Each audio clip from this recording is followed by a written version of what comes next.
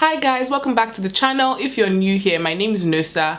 I'm a junior doctor in the UK and I make videos on medicine and lifestyle. So today I'm going to be updating you guys about coronavirus, more specifically how coronavirus is going to be affecting us as junior doctors in the next couple of weeks and essentially the next few months of our lives.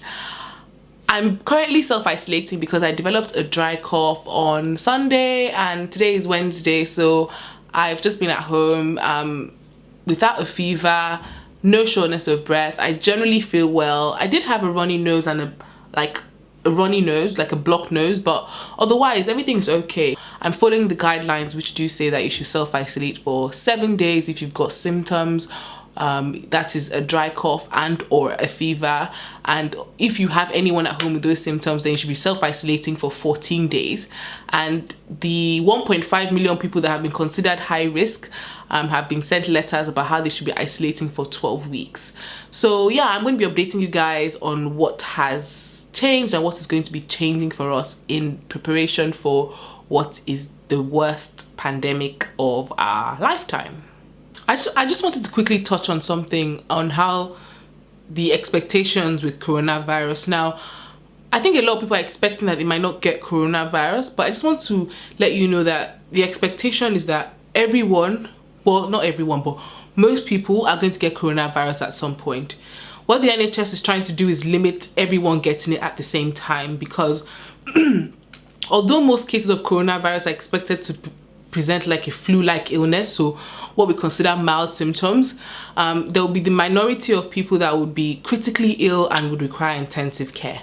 And those critically ill people, if everyone gets coronavirus at the same time and all those critically ill people get critically ill at the same time, then the NHS will not be able to cope. We will not have enough beds, we will not have enough equipment, we will not have enough doctors, we will not have enough nurses to provide care to those patients, which is why the Prime Minister has mentioned that we should all self-isolate to try and slow the spread of coronavirus, so that those people that are going to get critically ill at different times, and that way we can provide the best care to each and every patient coming in at different times, because the expectation is that, you know, when one person gets better, they'll go home freeing a bed for someone else that gets ill. So I just want to make that clear, because obviously I can see the concern is that there's huge concern about getting coronavirus, and there should be, but I just want you to know that, you know, the expectation is that most people are going to get coronavirus at the end of the day. And testing positive for coronavirus is not necessarily a death sentence, because I think a lot of people get concerned, oh my god, this person has tested positive, The concern is not really testing positive, it's testing positive with severe symptoms. That is the concern, okay? Anyway, let's move on. As junior doctors, we've been told, that is all of us training in the UK, that we would be required to move to areas that have high demand. So in the next few weeks, we're expecting an increase in the coronavirus cases. We're expecting to see more coronavirus patients, and the NHS is preparing for that. The way they're preparing for that is they've told us junior doctors that we are going to be moving to like the emergency department or critical care areas that need more doctors, and they're expecting would have high demand the next couple of weeks. So I, for example, have been told that I'm going to be moving to the emergency department next week, and I'm mentally preparing myself for it.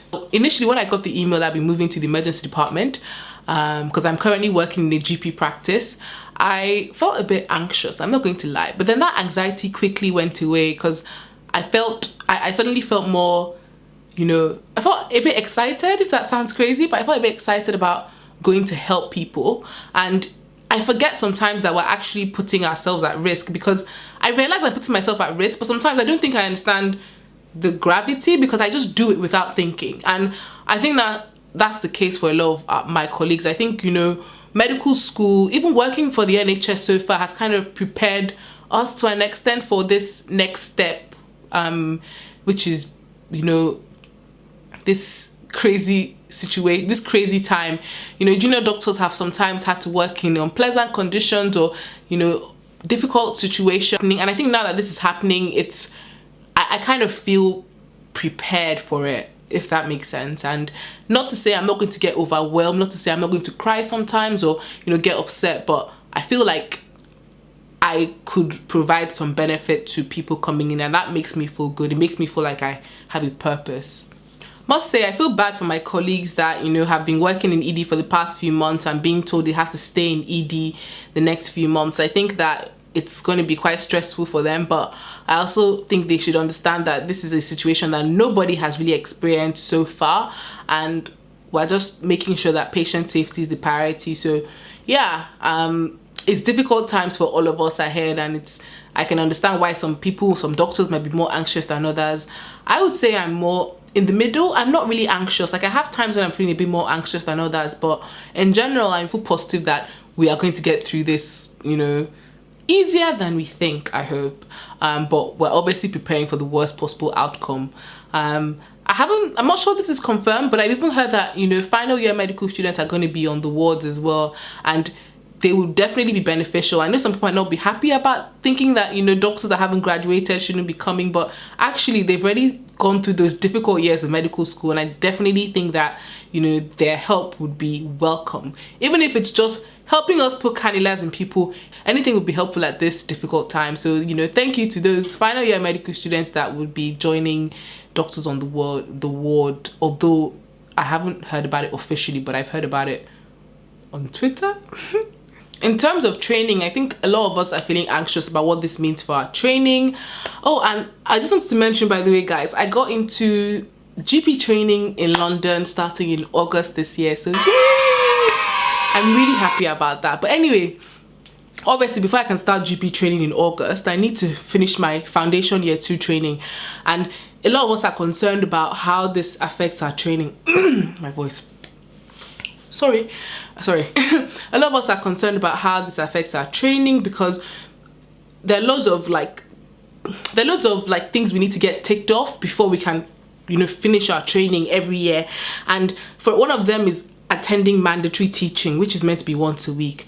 Now, because of this coronavirus situation, they've cancelled all our teaching. Those kind of things are a bit concerning for us, but we have been told that for the purposes of progression this year, they're going to be taking this coronavirus situation into consideration. Now, this is something that pissed me off, let me not lie. When I went to the grocery store, I'm going to insert a video somewhere here. There was no toilet roll. There was barely any food. And I just was thinking, like, why is this even a thing? Like, why are people panic buying? Like, why are people being greedy? Why are people being selfish? Luckily, I went to the store today and there was food, but past couple of days, I've been struggling to get toilet roll. Like, even I've seen videos, like, they gave NHS staff, like, you know, some extra time in the morning to come and shop, and people were still not letting them. People were still, like, you know, trying to force their way in and stuff. And it's just like, man, like, not trying to be funny, but, you know, you want people taking care, like, could possibly be taking care of you in the next few weeks, to be in the best possible, like, situation they can be, and that would be just making sure you're just buying what you need. So far, I've been doing my GP rotation since December, and I've been enjoying it because, like, I want to be a GP, hence why I applied for GP training. But I had been going to go and see patients at home visits, and even with that, there's some anxiety because you're like, how am I sure the person I'm going to go and see doesn't have coronavirus? And even though you know that majority of people your age, so my age, would have a mild case, you wonder whether you're going to be that one person that's going to have severe symptoms for it. Because I think that's something that I need to make clear, is that a lot of people think that, like, oh yeah, I'm young, I'm not going to get it, I'm not going to get anything serious. Yeah, most people won't get anything serious, but there's going to be a few people that would basically not be the norm and possibly die from this infection that are young. So yeah, in terms of my GP practice, I've been getting some protective equipment to wear to go and visit patients at home, but I must say we're getting the surgical masks, and I wish we were getting the proper masks, like the N95 ones, which are proven to be better quality. I understand that this has been brought up before to, like, the CCG, and they have said that, you know, the surgical masks are what, you know, they feel would provide enough protection for us, for GPs. But I personally think that, you know, we should be getting the better quality masks. Obviously, the surgical masks are better than nothing, but you're going to people's houses, you're being exposed to these things possibly, and I think that if we're going to make sure that everyone's well, then we should be getting the best possible equipment to protect ourselves from this virus. So I hope that's something that changes the next few weeks, but as of now, you know, the GPs where I'm based are getting surgical masks and aprons and a glove to go. And can I just say something, like, with regards to celebrities coming out and saying, oh, I tested coronavirus positive, oh, I didn't have symptoms, I tested coronavirus positive, like Idris Elba and etc. I just feel like I understand why, you know, somebody said this, I can't remember who, but I understand why people are getting mixed messages, because it's like in the UK now, if you don't have symptoms, you're not getting tested. Even if you have symptoms, you're unlikely to be tested unless you have severe symptoms. So it's like, why are these celebrities and leaders of the world getting test kits, and we doctors and nurses and healthcare professionals don't get anything unless we have severe symptoms? So I mentioned I'm self-isolating, but I haven't like been offered a test or anything like that, you know, and it just seems a bit like unfair, because it seems like, oh yeah, so the rich and privileged are getting access to things that, you know, the mere man is not getting access to. So I don't know, I just think if they're going to go and get tested, perhaps they shouldn't be announcing it to the rest of the world, because it just comes across a bit unfair to everyone else. But yeah, man, things are wild out here. Like, I can't, if someone told me that this was like going to happen, I'd be like, you're joking, like this is not real. It all seems like a dream. I feel like I'm in a movie, and I can't wait to see the movies that come out of this as a result. They're going to be fire. But yeah, in all seriousness, like, unfortunately, there are going to be quite a few lives lost as a result of this coronavirus, and I just pray that, you know, I just pray for strength for all of us. I pray that it's not happening to anyone we know, or, I mean, it sounds a bit selfish, but all you can do is pray that it doesn't happen to anyone. But unfortunately, it would end up taking some lives. Yeah, it's quite sad, really. One positive thing that coronavirus has done for me, though, is that my husband is home with me, so that's good. I'm in a long distance relationship with my husband. Like, he's based in London, I'm based outside London, and now he's here with me isolating. Luckily, he came here before the whole, you know, quarantine thing started, so he's going to be here for the next few weeks at least, while you know, the world basically gets itself together. So yeah, that's one good thing, is that my husband is here with me, and definitely that moral support, that emotional support is necessary when you're expected to go through possibly one of the most difficult times of your life. Yeah, but anyway, thank you guys for watching. While I'm self-isolating, I thought I should do a video to update you guys, and I'm going to probably do some e-learning online to prepare myself for the emergency department next week. I'm also going to probably just tidy up, wash my hair, stuff like that, just get my life together. But it's funny how when you have to stay at home, it doesn't feel the same as when you just stay at home on your own. Like, it feels more like prison, okay?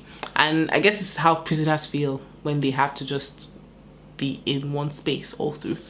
But anyway, our lives are more important than, you know, going out. And obviously don't go out unless you need to. Protect yourselves, protect everyone else, protect the NHS, and stay at home. Please don't be selfish, don't be like all those other people, and yeah, just be smart, you know. Yeah, I'll see you guys in my next video. I'm not sure when next I'm going to have the time to update, but I'll try and update you guys when I'm in ED if I have time. I don't know, we'll see how crazy the next few weeks are. But take care, everyone, and I hope you guys have a wonderful isolating time, making loads of TikTok videos, which I've been seeing everywhere. But anyway, take care, bye.